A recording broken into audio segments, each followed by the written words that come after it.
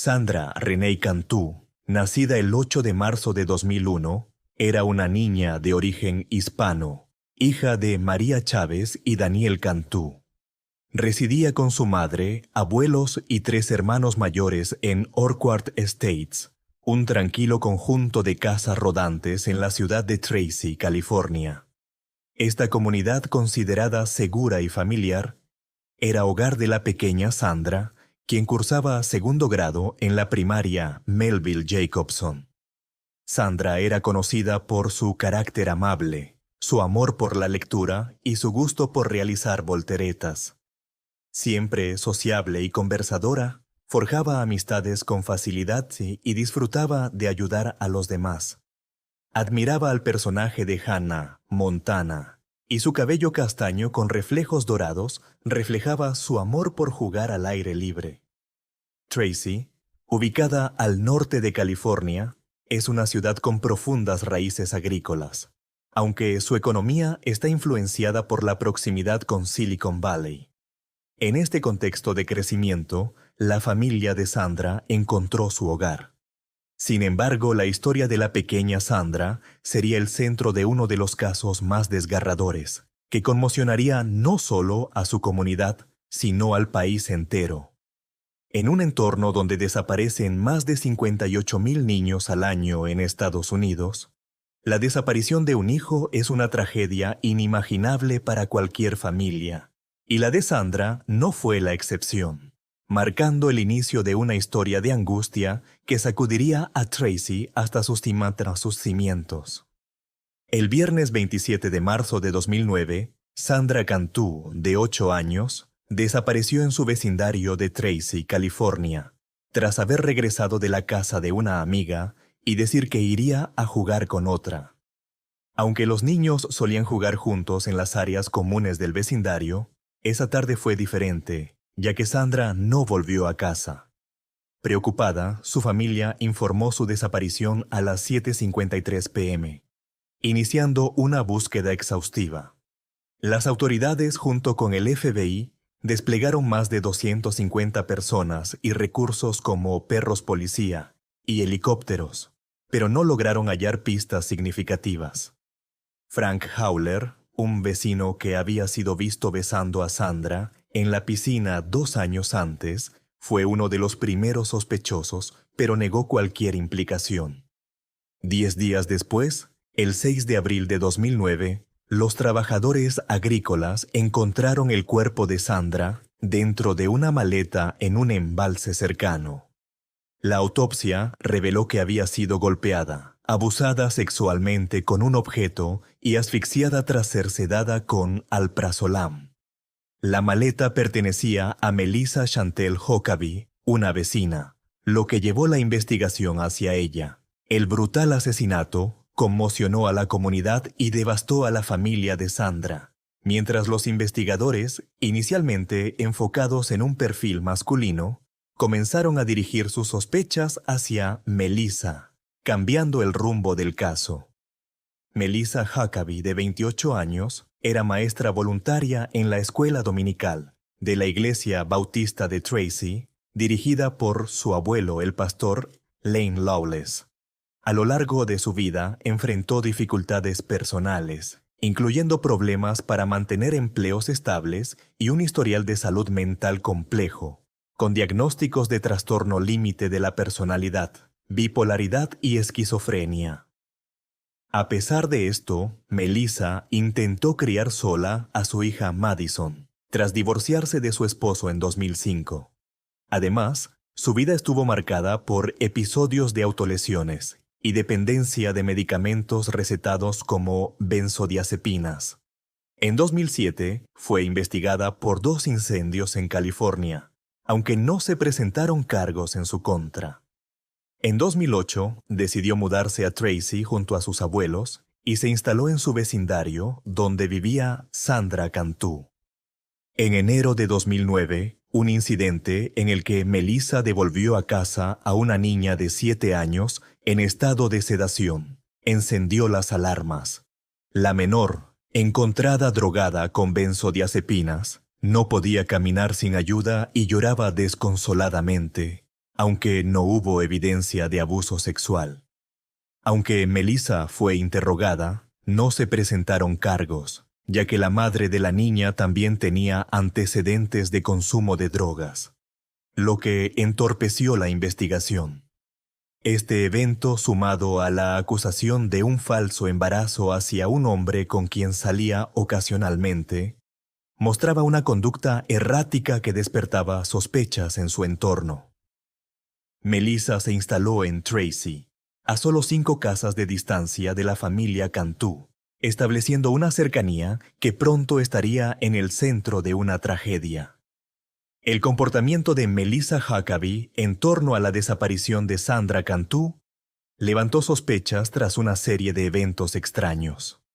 El 2 de marzo de 2009, Melissa le dio una bebida con un sabor extraño a Daniel Plowman, un conocido suyo, quien luego fue encontrado desmayado en una calle cercana a un restaurante. Daniel despertó en la cárcel, aunque nunca denunció a Melissa por el incidente. El día en que Sandra desapareció, Melissa reportó el supuesto robo de una maleta negra a la entrada de su casa, tanto al gerente del vecindario como a los investigadores, tratando de relacionar ese evento con la desaparición de la niña.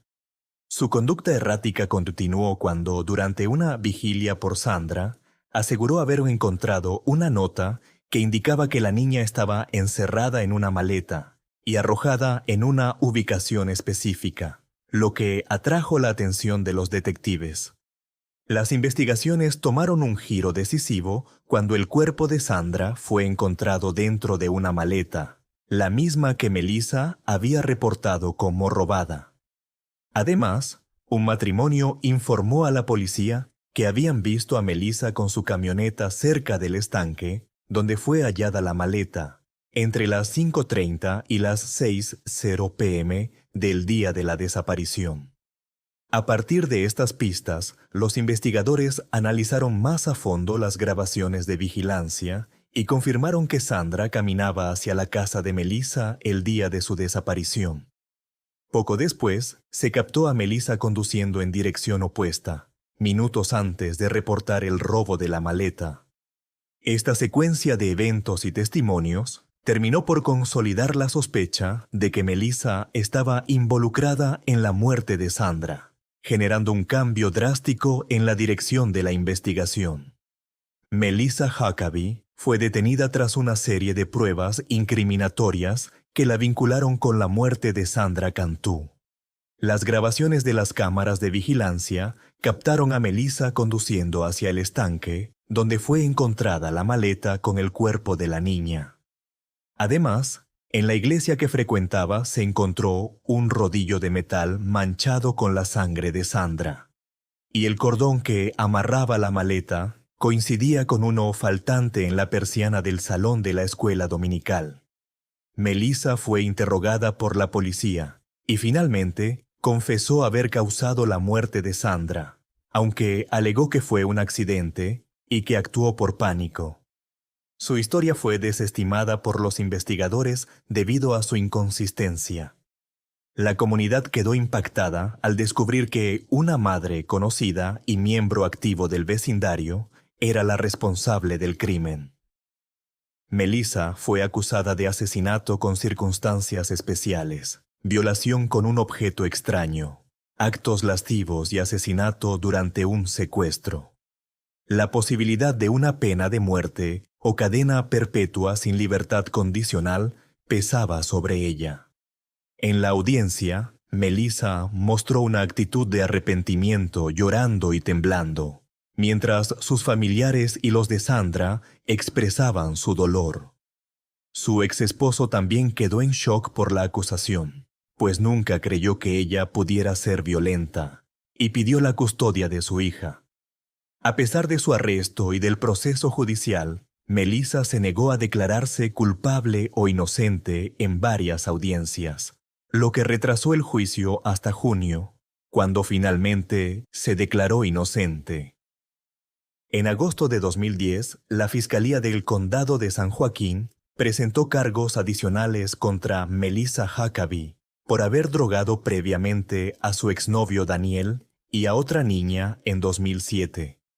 La defensa intentó solicitar una segunda autopsia del cuerpo de Sandra Cantú, pero finalmente desistieron tras confirmar que las muestras relevantes se habían preservado para análisis independientes. En un giro inesperado, el 10 de mayo de 2010, Melissa cambió su declaración a culpable por asesinato en primer grado con circunstancias agravantes de secuestro, evitando así la pena de muerte mediante un acuerdo con la Fiscalía que eliminó otros cargos, como los actos lascivos y la violación. Durante el juicio, se revelaron detalles espeluznantes del crimen. Sandra fue drogada, llevada a la iglesia, agredida sexualmente con un objeto extraño y asfixiada con un trozo de tela empapado en alcohol. Melissa fue sentenciada a cadena perpetua sin posibilidad de libertad condicional. En su declaración final, entre lágrimas, pidió perdón a la familia de Sandra, admitiendo que no comprendía sus propias acciones y que tendría que lidiar con ello por el resto de su vida.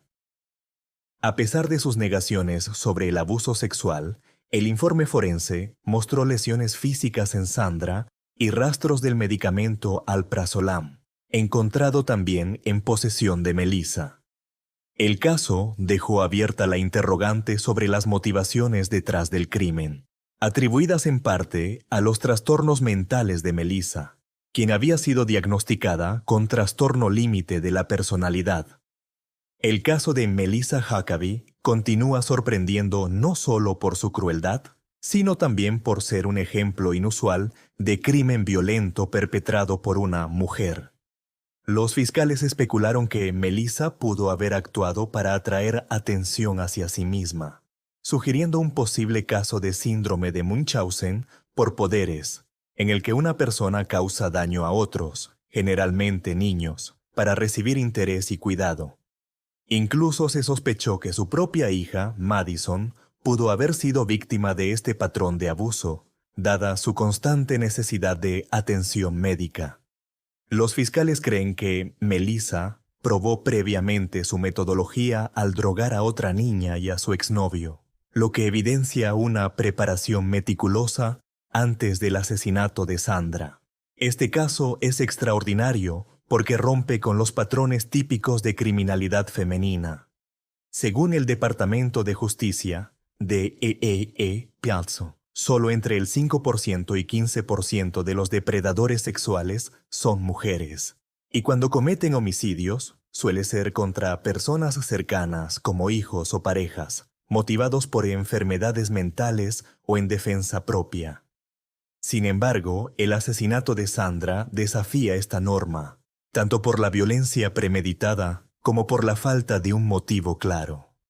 La historia deja un inquietante vacío respecto a las verdaderas razones que impulsaron a Melissa a cometer este crimen. Y a pesar de las teorías planteadas, su motivación sigue siendo un misterio.